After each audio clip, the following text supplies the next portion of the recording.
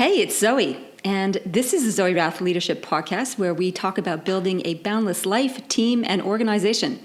And we talk about all things personal excellence, strategy, and culture. Today, we're talking about the idea of what happens when we achieve success. What happens when we get to the pinnacle of our game? Is it all over Red Rover, or is there more to do? Well, of course, I think there's more to do, more to grow. So let's get into it. Welcome to the Zoe Routh Leadership Podcast, your source of strategies and insights to make you a better leader. Influence, improve, inspire.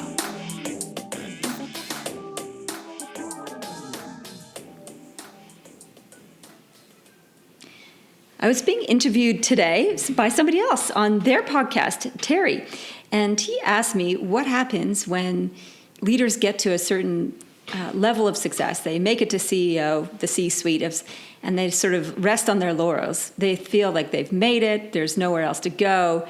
They can just take a breather. What do I see when leaders get to that stage? And I think it's a really interesting question because we spend a lot of our career, many of us anyway, aspiring to get to a particular level. We think that's the be-all and end-all. And when we get there, what happens? So what I see with leaders is there's two types of problems that happen when we reach the pinnacle. One is the problem of plateau, where you do kick back and go, phew, finally made it. I've got the position I always wanted, the money I always wanted, the authority I always wanted, and life is good. So what happens is that success can breed complacency. And I remember speaking to another leader who'd been in his role for 10 years as CEO and called me up and said, things are going really well, and I'm worried about that. I'm like, what's there to worry about? Because I'm afraid that we're getting too complacent. We might miss something, and we might be heading for a fall, and we're not even sure about that. And what he cottoned on to was the fact that when we feel successful, we think that mistakenly it's going to continue that way forever. And I know we all have this hardwired into us. It's like when we get to the garden of oasis, we think, that's it, relief, things are good now. And we forget that everything goes in cycles. So success breeds complacency, and complacency kills a number of things. One of them is it kills courage.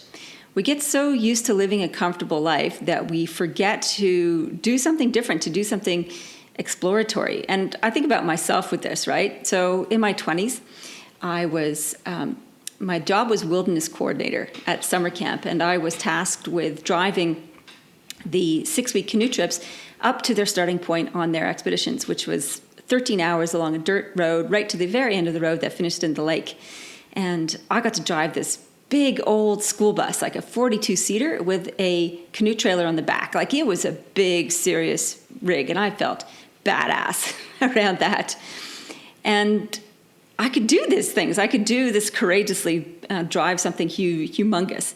Now I think about myself these days, and I will do everything possible to avoid parking in underground car parks because they make me nervous. I know, right? How can you go from badass to lame ass? It's only been 30 years, but still, what is it? And I think it's being comfortable kills our courage. I've forgotten what it's like to actually step up and to put myself in that place of discomfort and really go for it and do some things that are a little uncomfortable. So I think we really need to be mindful of that. So success can kill our courage, but success can also breed complacency that kills creativity. So when we have something that's working, it's like, why fix something it ain't broke, And I think that kind of attitude is ripe for disruption, and it spells doomsday for a number of different things. We can always improve something. We should always be experimenting, always be exploring the edges. And yet it's so easy just to fall back on the same old.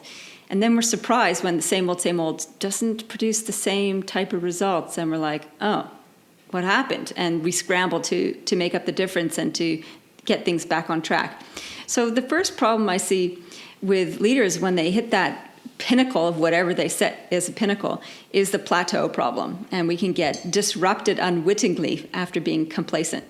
The second challenge I see with leaders, and this is probably more prevalent, is burnout.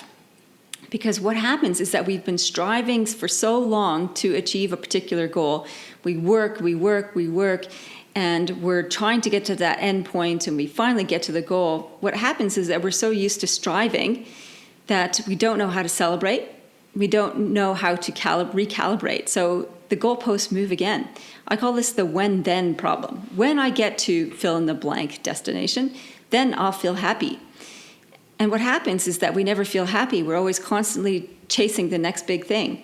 And it's a serious problem. So what ends up happening is that leaders get to CEO jobs or general manager or the top dog position, and they're so used to striving and working that their responsibilities expand, and they figured, I just got to work harder and longer.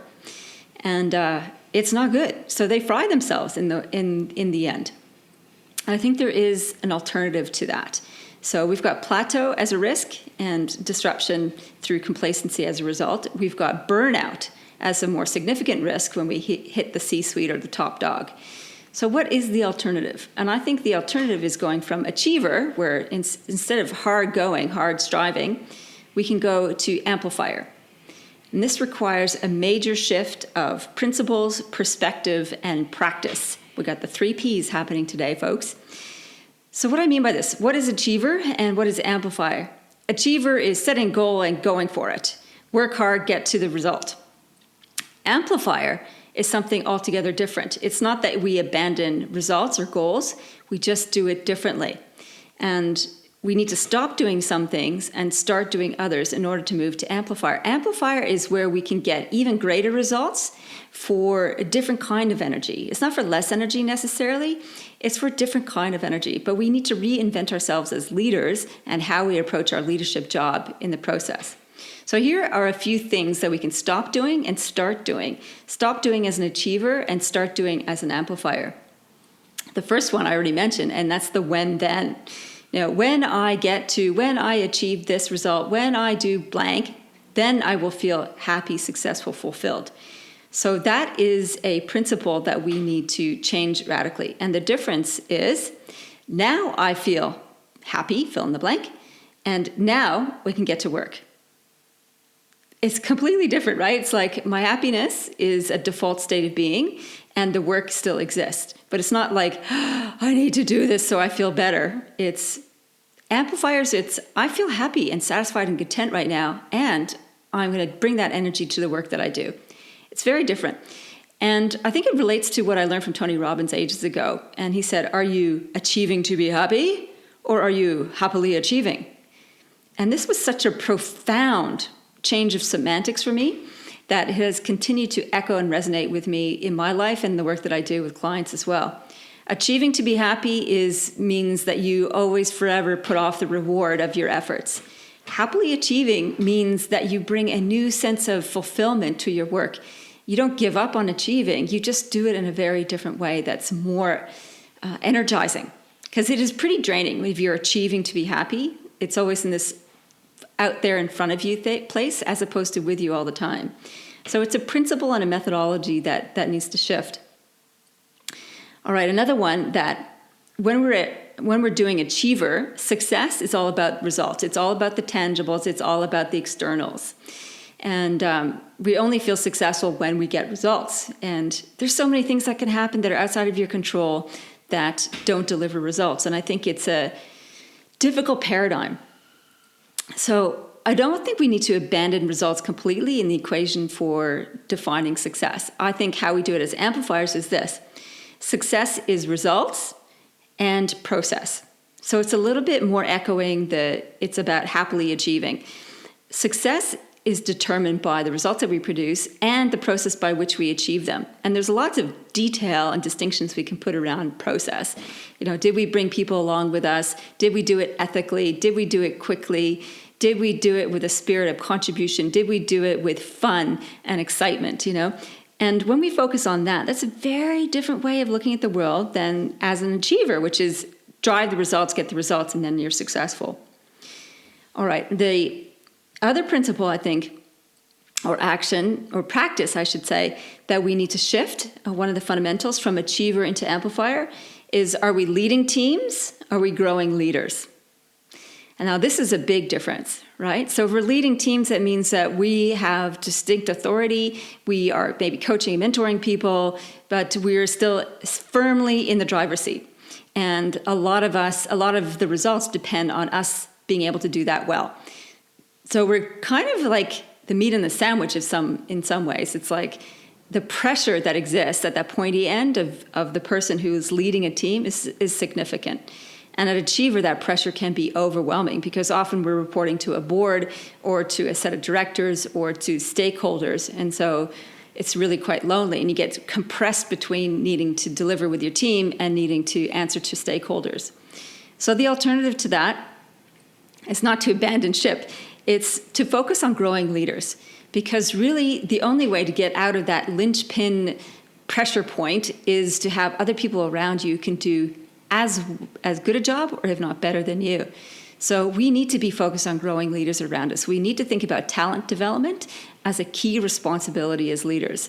It's not good enough to have the right people in the right seats on the right bus, right? That's sort of the fundamentals of Achiever.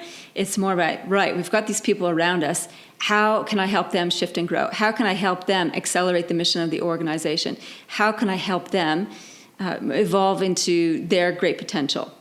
So leading teams or growing leaders is a key fundamental perspective. All right, so just to review, the 3 things that we need to shift or use to move from Achiever, which is exhausting, it's either exhausting or it's reaching a plateau, and move into Amplifier, where we continue to accelerate and deliver in a completely different way with a completely different set of ripples, are this. We need to look at our principles of leadership. We need to look at our perspective. How far into the future are we looking? And whose perspective are we considering in the decisions that we make? And practice. What are the practice and habits that we're undertaking to shift us from Achieve, which is drive, and Amplifier, which is growth? So I'm curious, are you an Amplifier or are you an Achiever? Love to hear from you. And this is one of the things we're going to be exploring at the Unconference. So my team and I were just looking at the Unconference for March 2019 and what are the themes that we're going to explore. And this is a fundamental one. Achiever to Amplifier is going to be the journey that we want to take people on. So if you want to be part of that journey in March, towards the end of March in 2019, here with us in Canberra, stay tuned and look out for the announcements. We're going to be launching the program pretty soon. In the meantime, live well, lead well.